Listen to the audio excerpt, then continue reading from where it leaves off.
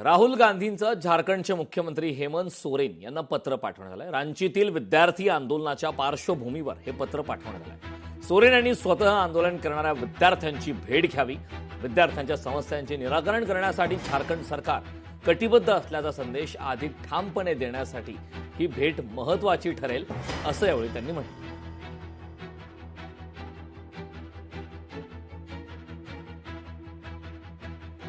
राहुल गांधींचं मुख्यमंत्री सोरेन यांना पत्र पाठवण्यात आलेलं आहे।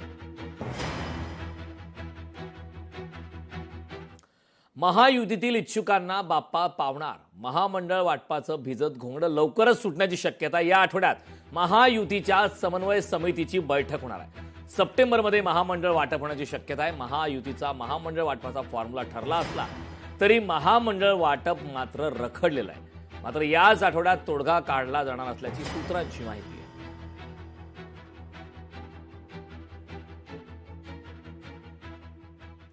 बीएलओ भाजपच्या कार्यालयात बसतात। बीएलओंनी मतदारांच्या घरी गेलं पाहिजे, मात्र टेबल सर्व्हे सुरू असून 1,80,00,000 लोकांचा सर्व्हे अद्याप सुद्धा बाकी आहे। त्यामुळे तारीख वाढवून दिली पाहिजे अशी मागणी रोहित पवार यांनी केली।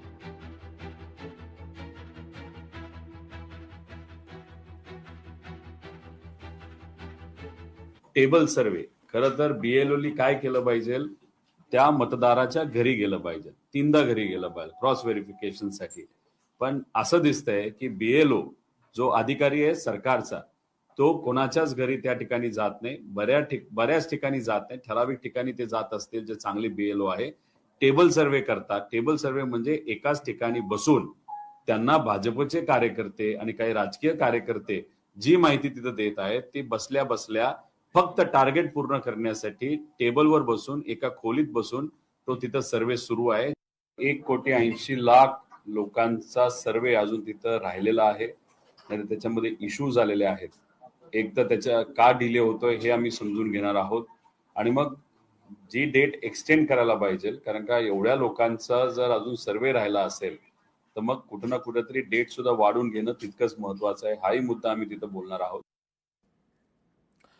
रोहित पवारांनी पक्षात काय सुरू आहे ते पाहावं। रोहित पवार निवडणूक आयोगावर शंका घेतायत अशी टीका नवनाथ बन यांनी केली। BLA-2 नेमणुकीसाठी रोहित पवार यांची राष्ट्रवादी काँग्रेस फक्त 17% आहे। फक्त 17% ठिकाणी तुमचे BLA नेमणूक झालेली आहे। त्यामुळं आपल्याला आपल्या पक्षातले कार्यकर्ते मिळत नाहीत, कार्यकर्त्यांचा आपल्यावर विश्वास नाही आणि तुम्ही निवडणूक आयोगावर शंका घेताय, EVM वर शंका घेणार आणि मग SIR नीट झालं नाही अशा पद्धतीची बोंबाबोंब करणार। रोहित पवार फक्त 17% कार्यकर्ते तुम्हाला मिळाले, तुमच्या पक्षाची ही अवस्था झाली आहे। बाकी काँग्रेस आणि राष्ट्रवादीच्या शरद पवार गटाची अवस्थाही बरी नाही, उभाटा गटाची अवस्था बरी नाही।